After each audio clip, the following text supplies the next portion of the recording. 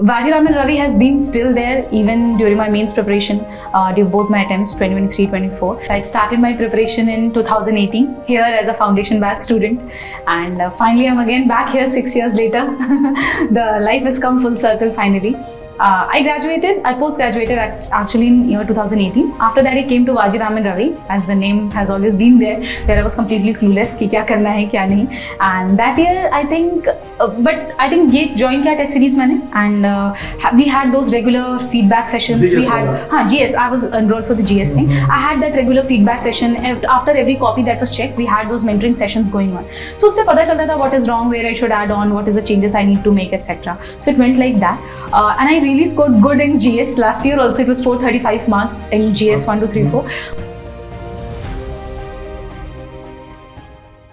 नमस्कार, मेरा नाम अंजुम आरा है। मैंने छत्तीसगढ़ जुडिशियल सर्विस में प्रथम स्थान प्राप्त किया है। आज मैं डीकेटी के माध्यम से अपनी प्रिपरेशन स्ट्रेटजी और अपनी बुक्स और जो भी मैंने तैयारी की है उसको पूरा डिटेल से आप लोगों के साथ साझा करना चाहती हूँ। प्रिपरेशन की स्ट्रेटजी से पहले मैं आप लोगों को ये बता देना चाहती हूँ कि ये मेरी स्ट्रेटजी थी, जो कि और लोगों पे अप्लाई शायद ना हो। तो सबकी एक यूनिक स्ट्रेटजी होती है। मे बी मेरी स्ट्रेटजी किसी और पे ना अप्लाई हो और किसी पे अप्लाई हो, तो यह आप लोगों की चॉइस है कि आप इस स्ट्रेटजी पे कितना रिलाई करते हैं, और ये एक बेसिक मैं जानकारी आपको दे रही हूँ। तो जो पहले मैंने तैयारी करने से पहले सबसे पहले मैंने सिलेबस देखा, और सिलेबस के साथ मैंने देखा पीवाईक्यू, क्योंकि पीवाईक्यू देखने से आपको समझ में आता है कि हमको सिलेबस को कैसे अप्रोच करना है। तो एग्जाम देने से पहले मैं सबसे पहले यही करती थी कि सिलेबस देखा कि इसके कितने सब्जेक्ट्स हैं, क्या है, और उसके बाद पीवाईक्यू देखा कि किस प्रकार के क्वेश्चन पूछे जा रहे हैं। क्योंकि पीवाईक्यू हम पूरे एग्जामिनेशन की एक नेचर समझने में बहुत मदद करता है। तो छत्तीसगढ़ जुडिशियल सर्विस एग्जामिनेशन में 3 चरण होते हैं। पहला है प्रिलिमिनरी, जिसमें ऑब्जेक्टिव टाइप के क्वेश्चन होते हैं। 100 क्वेश्चन आते हैं छत्तीसगढ़ में और नेगेटिव मार्किंग नहीं होती। दूसरा है मेंस, जिसमें जजमेंट राइटिंग होते हैं, एक सिविल जजमेंट राइटिंग, एक क्रिमिनल जजमेंट राइटिंग, और एक क्वेश्चन ट्रांसलेशन का होता है हिंदी टू इंग्लिश और इंग्लिश टू हिंदी, जो कि पूरा 100 मार्क्स का होता है। इसके बाद इंटरव्यू होता है, 15 मार्क्स के इंटरव्यू होता है। मेंस और इंटरव्यू को मिलाकर हमारी मेरिट बनती है। तो सबसे पहले हम प्रिलिमिनरी एग्जामिनेशन के बारे में जानेंगे। तो प्रिलिमिनरी एग्जामिनेशन में जो 100 ऑब्जेक्टिव एमसीक्यूज आते हैं वो ज्यादातर बेयर एक्ट बेस्ड होते हैं। हालांकि इसके अलावा भी concept based, case laws based ये सब भी होते हैं, बट जो हमारा मेन फोकस होता है वो बेयर एक्ट पे होता है। तो मैंने इस एग्जाम को तैयार करने के लिए बेयर एक्ट को अप्रोच किया था। तो बेयर एक्ट को मैंने क्या किया था कि पूरा लाइन बाय लाइन पढ़ा था, मतलब फ्रॉम स्टार्ट टू एंड मैंने बेयर एक्ट को एकदम अच्छे से पढ़ा था, मल्टीपल टाइम्स पढ़ा था, और उसके बाद उसकी एक शॉर्ट नोट्स बना लिए थे जिसमें कीवर्ड सारे इंक्लूडेड थे, जिससे कि क्या हुआ कि एग्जाम से पहले मैंने उसे रिवाइज कर लिया था। तो बेयर एक्ट कर लिया। इसके बाद मैंने बेयर एक्ट में एक्यूरेसी बढ़ाने के लिए, क्योंकि एक्यूरेसी एक बहुत बड़ा चैलेंज होता है एग्जाम में, होता है क्या है आपको आता है लेकिन हम कर नहीं पाते हैं, तो इसके लिए हमने एमसीक्यू की बुक ली थी। सिंघल्स की एक बुक आती है, कई सारी बुक्स आती हैं, आप कोई भी बुक ले सकते हैं। तो उसमें मैंने एमसीक्यूज को एक बार नहीं 2-3 बार प्रैक्टिस किया था, तो जिससे कि मेरी एक्यूरेसी बढ़िया हो गई थी। इसके अलावा बाकी जो केस लॉज बेस्ड है, कॉन्सेप्ट बेस्ड है, तो ये मैंने एलएलबी के दौरान अच्छे से पढ़ा था, तो वहां पे ये मुझे काम आ गए थे। तो इतना हुआ हमारा प्री का प्रिपरेशन। इसके अलावा जीके का भी पार्ट इस बार न्यूली ऐड हुआ था, जो कि एकदम हमारे लिए नया था। तो मैंने पूरा जीके, जो छत्तीसगढ़ का सामान्य परिचय है और जो सामान्य जीके एकदम बेसिक बेसिक वो पढ़ के गए थे। हालांकि वो काम नहीं आया, बहुत ही अलग क्वेश्चन आ गए थे। तो इस तरीके से जीके में हमने सारा जो एक सामान्य होता है जीके, सामान्य छत्तीसगढ़ के बारे में और इंडिया के बारे में, ये सब हम पढ़ के गए थे। बहुत ज्यादा मैंने हिस्ट्री और ज्योग्राफी ये सब नहीं ध्यान दिया था। तो इस तरीके से मैंने प्री की तैयारी की। फिर आते हैं मेंस में।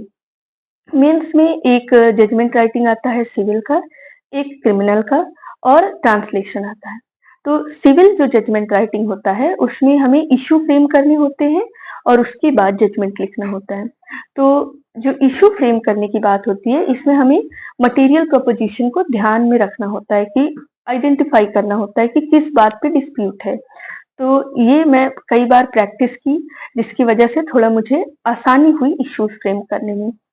और इसके बाद हमने जजमेंट लिखा, और जजमेंट के लिए मैं क्या करती थी कि पहले रेलेवेंसी के पार्ट पे बहुत ध्यान देती थी, क्योंकि हमें जजमेंट पे रेलेवेंसी और एडमिसिबिलिटी और उसके बाद उसका पूरा एनालिसिस बताना होता है। बेसिकली एप्रिसिएशन और मार्शलिंग पे मैंने ज्यादा ध्यान दिया था। तो इन सब में मेरी मदद की थी रॉबिनजीत सिंह की बुक ने, तो मैंने उन्हीं को फॉलो किया था।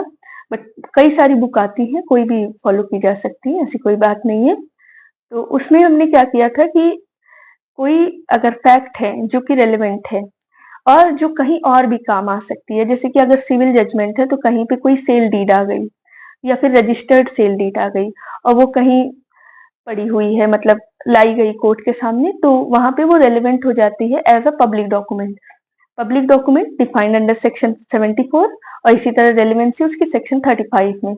तो इसको हम लिख देते थे। तो ये बात मैंने अपने नोट्स में लिख ली। प्रैक्टिस करना बहुत जरूरी है, तो मैंने प्रैक्टिस किया था अपने घर पे ही बैठ के। पहले जजमेंट का क्वेश्चन पढ़ती थी, प्रीवियस ईयर क्वेश्चंस थे, उसका आंसर खुद लिखती थी, और लिखने के बाद मैं खुद ही चेक करती थी कि इसमें क्या गलती है, और जो गलती है उसे करेक्ट करके इस तरीके से बार बार लिखने से स्पीड और एक्यूरेसी मेंटेन हुई, जिससे कि समय पे एग्जाम में पेपर हो सके। क्योंकि एक बहुत बड़ा चैलेंज होता है कि आप समय पे वहां पे मेंस में कंप्लीट कर सके क्वेश्चन पे। जजमेंट बहुत बड़े बड़े होते हैं। तो जजमेंट के बाद हमारा आता है ट्रांसलेशन। तो जब ट्रांसलेशन की बात है तो वो 10-10 मार्क्स के होते हैं, और जजमेंट हमारे 40-40 मार्क्स के होते हैं। तो ट्रांसलेशन में सबसे पहले हमारी वोकैबुलरी सही होनी चाहिए। तो अगर आपकी इंग्लिश मीडियम है तो आपकी हिंदी गड़बड़ होती है, जैसे कि मैं, तो मेरी हिंदी में थोड़ा कमजोर थी, तो मैंने फिर बेयर एक्ट्स का जो हिंदी वर्जन है उसे पढ़ना शुरू किया, जिससे कि मुझे सारे टर्म्स पता हो, और उसका एक वोकैबुलरी का नोट्स बना के रख लिया। तो वो नोट्स रिवाइज करते रहे ताकि ये शब्द हमें भूले ना। इसके अलावा फिर उसमें सेंटेंस फ्रेमिंग की बात होती है। तो जनरली ये होता है कि हमें सिंपल सेंटेंस तो हम कन्वर्ट कर ले जाते हैं, पर लंबे सेंटेंस करने में मुझे बहुत प्रॉब्लम होती थी। तो उसको मैंने मल्टीपल टाइम प्रैक्टिस किया ग्रामेटिकल रूल्स को ध्यान में रखते हुए, तो जिससे कि थोड़ा आसानी हो। इसके लिए मैंने एक बुक भी फॉलो की थी, वो एक वर्कबुक टाइप की थी, जिसमें हमें ट्रांसलेशन के प्रैक्टिस के लिए कई सारे उसमें टेस्ट थे, तो मैं उसको ट्रांसलेट करती थी। और फॉर्चुनेटली इस बार जो क्वेश्चन आया, मुझे ऐसा लगा कि ये मैंने क्वेश्चन कहीं ना कहीं देखा हुआ है। तो इस तरीके से ट्रांसलेशन की प्रैक्टिस और वोकैबुलरी दो चीज मैंने की, जिसकी वजह से ट्रांसलेशन हो पाया। और जजमेंट के लिए मैंने रॉबिनजीत सिंह की बुक और इसके अलावा ई कोर्ट से जजमेंट की कॉपीज उठा के मैंने पढ़ी, जिससे कि मुझे कई सारे फैक्ट्स को कैसे डील करना है ये बता सके। एक बात और मैं बताना चाहती हूँ कि जजमेंट में रेलेवेंसी लिखना बहुत जरूरी है। तो रेलेवेंसी, अगर आप सारे जजमेंट पढ़ रहे हैं तो कुछ ना कुछ रेलेवेंसी हर जजमेंट में रहती है। अगर आप उसे निकाल के एक नोट्स बना लेंगे तो बहुत काम आएगा। जैसे कि अगर किसी डॉक्टर का हमारे पास विटनेस के तौर पे आया है कोर्ट में, तो डॉक्टर की जो एविडेंस होते हैं वो as a expert evidence admissible होते हैं, तो हम उसे लिख सकते हैं। Section 45 of Indian evidence act, वो डॉक्टर का जो टेस्टिमनी है वो रेलेवेंट है। तो इस तरीके से हमने मेंस की तैयारी की। इसके अलावा इंटरव्यू की बात आती है, तो जब आप मेंस क्लियर कर लेते हैं तो इंटरव्यू के लिए आपको बहुत ज्यादा समय इस बार नहीं दिया गया था। तो इंटरव्यू में मैंने 4 प्रकार से अपने पूरे प्रिपरेशन को डिवाइड कर लिया था। पहला था मेरा पर्सनल प्रोफाइल, कि मैं कहाँ से हूँ, मैं जिस एरिया से हूँ उसकी क्या खासियत है, और उस एरिया के जितने जो बड़े फंक्शनरीज है, जैसे कि चीफ जस्टिस और कमिश्नर कौन है, कमिश्नरेट सिस्टम क्या है, इस तरीके के मैंने अपने जो पर्सनल सवाल है कि आपने छत्तीसगढ़ जुडिशरी क्यों तैयार की, इन सारे क्वेश्चंस को मैंने तैयार किया। इसके अलावा दूसरा पार्ट था लॉ का, जो कि हमने मेंस पढ़ा है, प्री पढ़ा है, तो काफी हद तक आता था। तो मेंस में इसमें मैंने जो क्या किया कि मोटे मोटे सब्जेक्ट्स को, मोटे मोटे जो कॉन्सेप्ट है उन्हें पढ़ के गई थी मैं, और बेयर एक्ट ही पढ़ा था। इसके अलावा तीसरा हम जो हिस्सा था वो हमारा था छत्तीसगढ़ जीके का, कि छत्तीसगढ़ के बारे में जो बेसिक इंफॉर्मेशन है, कितने जिले हैं, क्या परंपराएं हैं, क्या फेस्टिवल्स हैं, कितने उसका टूरिस्ट प्लेस का अट्रैक्शन है, छत्तीसगढ़ के हाई कोर्ट, छत्तीसगढ़ का कमिश्नरेट सिस्टम, इन सब चीजों को, छत्तीसगढ़ के नक्सली प्रॉब्लम, और वहां पे एक अवगुड विलेज नाम का इनिशिएटिव था, तो ये सब मैंने तैयार किया था। जैसे कि इस बार आया था तो उसमें एक फैक्ट था कि कोई एक लड़का एक लेडी को छेड़ रहा है, तो उसने रास्ते में उसे रोका भी था। तो इस तरीके से हम रॉन्गफुल रिस्ट्रेन और फिर word gestures intended to outreach modesty of women, ऐसे करके चार्जेस हम लगा सकते हैं। तो उस चार्जेस को जब लगाएंगे तो जो हमारे आईपीसी के या फिर बीएनएस के सेक्शन में जितने भी इंग्रेडिएंट्स हैं वो हमें उसमें लिखना होता था। तो मैं क्या करती थी कि सारे जितने भी मेजर मेजर ऑफेंसेस हैं उनके इंग्रेडिएंट्स को बढ़िया से पढ़ लिया था, ताकि जब मैं चार्ज बनाऊं तो वो सारे इंग्रेडिएंट्स मेरे उसमें रहें। तो ये मैं इंश्योर करती थी कि सारे इंग्रेडिएंट्स रहें उसमें। इसके अलावा फिर आ जाता है हमारा फिर से मार्शलिंग और एप्रिसिएशन। तो क्रिमिनल लॉ में जो मार्शलिंग और एप्रिसिएशन है वो इजी है as compare to civil law. तो कई सारे फैक्ट्स है, जैसे कि एफआईआर किसी ने कर ली तो वो रेलेवेंट हो जाता है सेक्शन 8 में, अगर एक्यूज ने एफआईआर की है एज अ कंडक्ट। और अगर एफआईआर तुरंत घटना के बाद हुई है तो वो as a same transaction res gestae के तौर पे वो रेलेवेंट हो जाता है। तो ये सारे जितने भी इस प्रकार के फैक्ट्स थे उसका मैंने एक नोट्स बना लिया था कि कहीं भी कोई ऐसा जजमेंट आता है जिसमें ये फैक्ट्स फिट होते हैं तो मैं उसमें लगा सकूं। तो जजमेंट के लिए पहला काम मैंने ये किया था कि issue framing, charge framing, marshalling और एप्रिसिएशन पे ज्यादा ध्यान दिया था। इसके अलावा एक बात होती है जो जजमेंट को आपके जजमेंट को दूसरे के जजमेंट से डिफरेंट करती है, वो है आपके केस लॉ का इंक्लूजन। कई कई जगह पे केस लॉ अगर आप इंक्लूड करते हैं तो एक जजमेंट बहुत अच्छा हो जाता है। जैसे कि एक बहुत वेल नोन जजमेंट है शरद बिरदीचंद सारदा का।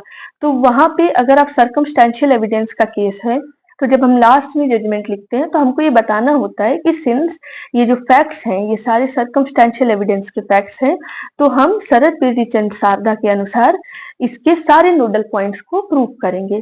तो इस प्रकार से हम सारे केस लॉस को इंक्लूड करेंगे। तो उसमें रॉबिनजीत सिंह में बहुत सारे केसेस थे, जैसे कि अगर कहीं इंजर्ड विटनेस आ गया तो अब्दुल सईद का केस था, जैसे चाइल्ड विटनेस आ गया तो योगेश सिंह का एक केस था। तो उन सब केसेस को लेके हम अपने आंसर को बहुत इनहेंस कर सकते थे। सिमिलरली सिविल में अगर हम जाते हैं तो सिविल में अगर प्रिलिमिनरी इशू जब हम फॉर्म करते हैं, जैसे कि जुरिस्डिक्शन का हो गया या फिर कोर्ट फी का हो गया, तो उसमें हम जुरिस्डिक्शन में केस डाल सकते हैं। एक स्टेट ऑफ उत्तराखंड का केस था, तो वो सब जब डालते हैं तो उससे ये हमारा एक इफेक्टिवनेस जो है हमारे जजमेंट का बढ़ जाता है। इसके अलावा हमारे जजमेंट में लॉ भी होना जरूरी है। जैसे इस बार अगर डिक्लेरेशन का जजमेंट आया तो फिर हमने लिखा उसमें कि सेक्शन 38 के अनुसार डिक्लेरेशन की डिग्री कब दी जाती है, जब कोई राइट हो और उसको दूसरे डिनाई कर रहा हो। तो इस प्रकार से जजमेंट राइटिंग में मैंने कई सारे कंपोनेंट्स को डील किया। पहला component issue framing, charge framing. दूसरा कंपोनेंट सेक्शन के इंग्रेडिएंट्स, चाहे वो सिविल हो चाहे क्रिमिनल हो। तीसरा इंग्रेडिएंट हमारे एप्रिसिएशन और मार्शलिंग, जिसमें कि हम रेलेवेंसी को बहुत ध्यान में देते हैं। और उसके अलावा जो हमारा मेन मामला है वो आता है हमारे जो लास्ट का जो पैराग्राफ होता है सेकेंड लास्ट, कि हम किस आधार पे उसको कन्विक्ट कर रहे हैं या फिर किस आधार पे हम उस जजमेंट पे डिक्री दे रहे हैं। तो उसको डिटेल्ड वे में लिखना बहुत जरूरी है कि हर फैक्ट्स को आप डिटेल तरीके से इंडिकेट करें ताकि एक बढ़िया रीजंट जजमेंट दिया जा सके। तो जजमेंट राइटिंग के लिए आपको पूरा बेयर एक्ट पढ़ने की जरूरत नहीं है। आपको बेसिक अंडरस्टैंडिंग, सारे मोटे मोटे कॉन्सेप्ट्स के पता होने चाहिए। और अगर आप प्रीवियस ईयर क्वेश्चंस देखेंगे तो आप पाएंगे कि specific performance act, injunction, declaration और इधर क्रिमिनल लॉ में attempt to murder, house trespass और क्रिमिनल इंटिमिडेशन, इस तरीके के मामले ज्यादा आए हैं। तो इन सारे जो फैक्ट्स हैं, इन सारे सेक्शन से इनके एसेंशियल इंग्रेडिएंट्स क्रिमिनल में, सिविल में, ये हमें एकदम बढ़िया से आने चाहिए ताकि हम इश्यूज को और चार्जेस को बढ़िया से फ्रेम कर सकें। तो जजमेंट राइटिंग के लिए पहली बात ये सारे प्रिपरेशन। इसके अलावा मैंने अपनी हॉबी लिखी थी न्यूज़पेपर रीडिंग। तो मैंने पूरा जो इंडिया का करंट जो भी चल रहा है, इंटरनेशनल करंट चल रहा है, जो बेसिक बेसिक मोटी मोटी न्यूज थी उसके बारे में प्रिपरेशन की थी। तो मेरा जो इंटरव्यू था वो लगभग 18 मिनट चला था, जिसमें 4 मेंबर्स का पैनल था। तो मेरे इंटरव्यू में बहुत सारे क्वेश्चन पूछे गए, जैसे कि मेरे घुसते ही मुझसे पूछा गया कि इलाहाबाद हाई कोर्ट का चीफ जस्टिस कौन है। उसके बाद मुझसे पूछा गया कि छत्तीसगढ़ हाई कोर्ट का चीफ जस्टिस कौन है। फिर पूछा गया कि बुलडोजर जस्टिस क्या होता है, क्या ये सही है और किसका काम है बुलडोजर जस्टिस जैसा काम करना, मतलब किसका काम है जस्टिस एडमिनिस्टर करना। इसके अलावा मुझसे पूछा गया कि सुप्रीम कोर्ट ने क्या डायरेक्शन दी है बुलडोजर जस्टिस के रिगार्डिंग। इसके अलावा मुझसे पूछा गया कि मीडिया ट्रायल क्या होता है, मीडिया ट्रायल का एग्जाम्पल क्या है, और ओडीओपी क्या होता है, एनआईए क्या है, रॉ क्या है, यूएपीए क्या है, पोटा क्या है। ये सारे क्वेश्चन एक मेंबर ने पूछा। फिर हाई कोर्ट की जज मैम थी, उन्होंने मुझसे पूछा कि तुम्हारा अगर एक घर है और उसे खाली करवाना है तो तुम कैसे खाली कराओगे। बेसिकली वो ग्राउंड ऑफ एविक्शन पूछ रही थी। इसके बाद मेरे से पूछा गया कि अभी जो चीफ जस्टिस हैं वो कितने नंबर के चीफ जस्टिस हैं, और सुप्रीम कोर्ट में कौन वुमेन चीफ जस्टिस हैं, उनके बारे में क्या खास बात है, उनके एक जजमेंट के बारे में बताओ। इसके अलावा पूछा गया हिंदू लॉ में सक्सेशन क्या है, फीमेल का सक्सेशन क्या है, मेल का सक्सेशन क्या है। लिमिटेशन एक्ट में मेरे से पीरियड ऑफ लिमिटेशन पूछा गया, डिक्लेरेशन का और एडवर्स पोजीशन का, गवर्नमेंट सूट का, और कॉन्डोनेशन ऑफ डिले पूछा गया कि कॉन्डोनेशन ऑफ डिले सूट का हो सकता है कि नहीं हो सकता है। इसके अलावा एविडेंस लॉ से मेरे से क्वेश्चन पूछे गए कि कन्फेशन क्या होता है, क्या कन्फेशन पे हम कन्विक्शन बेस कर सकते हैं कि नहीं, को एक्यूज्ड का कन्फेशन क्या होता है, क्या उस पे कन्विक्शन किया जा सकता है कि नहीं, पुलिस को कन्फेशन दिया गया वो कितना रेलेवेंट होगा कि नहीं होगा, क्या सारे केसेस में होगा, अगर एक्सेप्शन है तो एक्सेप्शन बताइए, उसका सेक्शन बताइए। तो ये पूछा गया। फिर उसके बाद मेरे से थर्ड मेंबर ने, मेरी हॉबी थी न्यूज़पेपर रीडिंग, तो उन्होंने पूछा कि अभी कौन उत्तर छत्तीसगढ़ में अभी कौन हाई प्रोफाइल विजिट किया है। तो हमने बताया कि होम मिनिस्टर श्री अमित शाह जी। तो उन्होंने कहा और कोई भी आया है, तो फिर याद नहीं आ रहा था, तो उन्होंने कहा कि प्रेसिडेंट आई थी द्रौपदी मुर्मू, तो याद आ गया। फिर उन्होंने पूछा कि छत्तीसगढ़ में नक्सलिज्म प्रॉब्लम है, तो नियार निलनद स्कीम क्या है, जो कि आवर गुड विलेज स्कीम। इसके अलावा मेरे से पूछा गया कि कुंभ के बारे में कुछ बताइए, और फिर पूछा गया कि उत्तर प्रदेश में बहुत ज्यादा पॉपुलेशन है, अनएम्प्लॉयमेंट है, तो ऐसी कोई स्कीम बताइए जो कि पूरे विश्व में रोजगार प्रदान करने के लिए सबसे बड़ी स्कीम है। मनरेगा के बारे में पूछा जा रहा था। फिर मनरेगा का नाम क्या चेंज हुआ है, मनरेगा और बीजी रामजी में क्या अंतर है। इसके अलावा मेरे से पूछा गया कि उत्तर प्रदेश में नया डिस्ट्रिक्ट कौन सा फॉर्म हुआ है, रेंट ट्रिब्यूनल कहाँ है, छत्तीसगढ़ का रेंट ट्रिब्यूनल कहाँ है, उत्तर प्रदेश का रेंट ट्रिब्यूनल कहाँ है। तो बेसिकली ये मेरे मोटे मोटे क्वेश्चन थे जो कि मुझसे इंटरव्यू में पूछे गए। तो इंटरव्यू की जो तैयारी है वो आपको एकदम आराम से लॉ के जो मेन कॉन्सेप्ट है पढ़ के और इन चारों तरीके से करनी है। और इंटरव्यू में घबराना नहीं है, क्योंकि बहुत ही आराम से वो लोग क्वेश्चन करते हैं, और कॉन्फिडेंस मेंटेन करने के लिए बस आपको ये सोचना है कि आप तो वहां जा रहे हैं, आपको जो आ रहा है बताएंगे, जो नहीं आ रहा है sorry ma'am I am not unable to answer it, I am unable to recall it. इस तरीके से आप उसको डील कर सकते हैं। तो कॉन्फिडेंस मेंटेन रहेगा। अगर आप बहुत ज्यादा उस पर घबराए ना, सोचे ना, बस ऐसे सोचे कि हमें जाके उनसे बात करनी है, हमें जो नॉलेज है हमें उन्हें शोकेस करनी है, और एकदम डरना नहीं है। तो इस तरीके से मैंने तीनों स्टेजेस को कवर किया। रिगार्डिंग नोट मेकिंग, मैंने नोट मेकिंग की थी अपने प्री के लिए। सारे बेयर एक्ट्स के नोट्स थे मेरे पास, लोकल लॉ के भी नोट्स थे, और जो मेन लॉ है उनके भी नोट्स थे। मेंस में मैंने जैसे कि आपको बताया कि जो फैक्ट्स थे जो कहीं और भी काम आ सकते थे, उसका एक नोट्स बनाया था। इसके अलावा रॉबिनजीत सिंह को ही फॉलो की थी, और इंटरव्यू का तो मैंने आपको बता ही दिया है। मुझे उम्मीद है कि मेरी स्ट्रैटेजी आप सबको मदद करेगी, एंड डीकेटी को धन्यवाद है कि उन्होंने मुझे ये प्लेटफॉर्म दिया। Thank you, keep watching DKT.